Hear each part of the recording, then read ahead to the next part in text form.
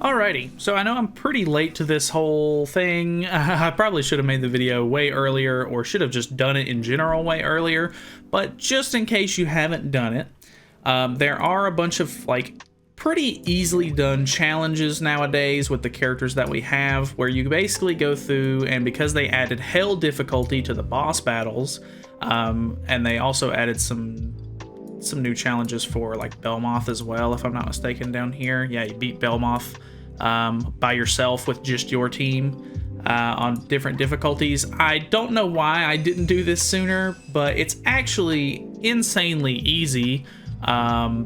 So basically all you have to do is turn on hell difficulty up here and then go to any of these. There's a challenge for each and every one of them. If you haven't done the previous ones, I think it'll start off by saying, like, if you're a brand new player, for instance, and you haven't done the regular ones, there is a challenge to do each of them on normal with only one unit, and then, you know, you can move up to hard, then extreme. And I think I'm pretty sure you have to, like, you have to beat the normal one and turn that quest in and get the rewards from it before you unlock the hard one. So make sure that you're already all the way through with extreme on all of these if you're trying to do the hell ones.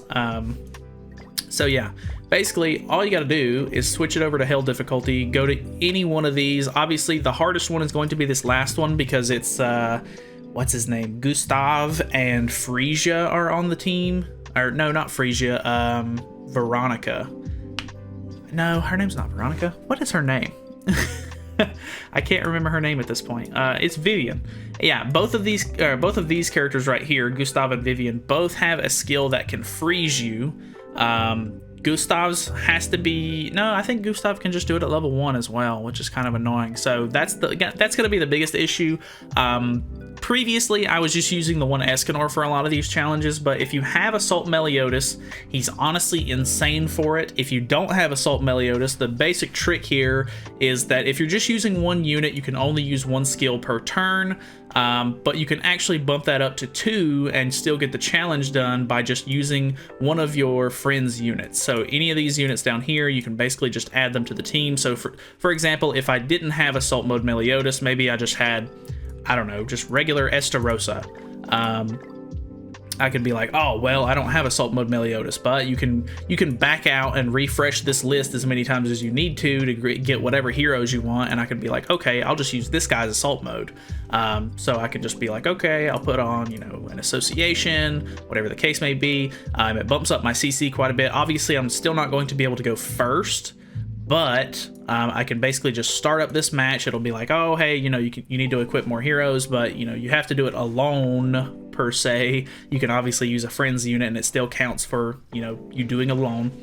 And you basically just hop in, and it's pretty easy, simple. I mean, obviously, I think you can still do this with Escanor. I don't think there would be too much of an issue there, but I find Assault Mode to be a really good unit for this, because obviously, as long as you're using another demon unit as your main unit, and then you pick someone else's Assault Mode, or if you're using your Assault Mode and you pick one of your friend's demon units, I preferably pick Sigurd if I can find a friend that has Sigurd available. But you basically, you know, you gain stacks and stuff like that as they attack you. On this one, for example, you definitely want to try to take out Vivian as soon as possible, because she seems to be the one that freezes the most. But yeah, it's just super easy. He does a ton of damage. His AoE skill pretty much lifesteals back everything you can imagine. And it's as simple as that. You get a pretty decent amount of diamonds out of it. I've already done it, so we're just going to back out of this one. But yeah, you get, I think it's 4 diamonds per extreme that you do by yourself, or per hell difficulty that you do by yourself. So I think I had already turned in one of them, but if I go down here and I collect all of these, that's, you know, 4, 8, 12, 16, 20 diamonds right there. Just free diamonds, and then I think that's actually going to put me over the edge on this as well, so that's going to get me a couple of extra diamonds. So I mean, I don't know, it's a decent little chunk of diamonds, honestly. If you don't have the all of them done, like if you get that extra one done that I had already turned in, that's going to be what, 24 diamonds, which is pretty nice. So I don't know, just something small, something easy for you to do if you want to grab a couple of free diamonds if you don't already have them. If you do, sorry about that. I don't know why I didn't make this a lot sooner, but I just remembered about it, and I'm not like a super like die-hard player all the time, so I just remembered that you could do it today as I was looking through some of my extra challenges. So yeah, hopefully it helped. If not, sorry. But that's pretty much it from me. Thank you guys so much for watching. Feel free to subscribe for more content in the future, and I'll see you guys in the next one.